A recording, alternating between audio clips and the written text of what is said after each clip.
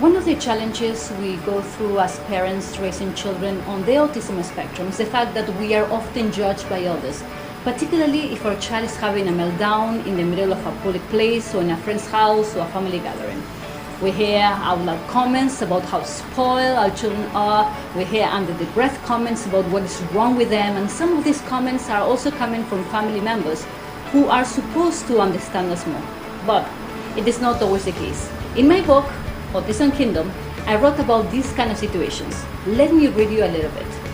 As parents, we know there is always someone who comes to tell you that you're either spoiling your child or you're not doing a very good job.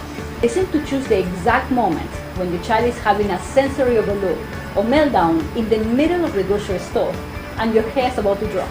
Entering into an argument with a complete stranger usually does not end up well, and certainly it does not accomplish anything. Therefore, I ignore it. Avoiding confrontation with people who do not understand what you and your child are going through works best for me and helps me focus on what is truly important.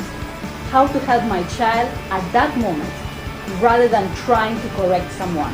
When I decide to let go of what others think or say about me as a parent, I was able to discover a true form of freedom. We want to see ourselves as people who are free to do whatever we want.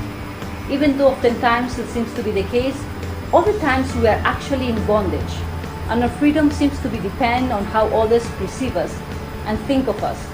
What is worse, sometimes we let these comments become the scale of our own self-worth. Don't let those comments become so heavy in your mind that you can no longer focus on what is truly important, which at the end of the day is to help your child. People will continue making comments. Family members might still not get it.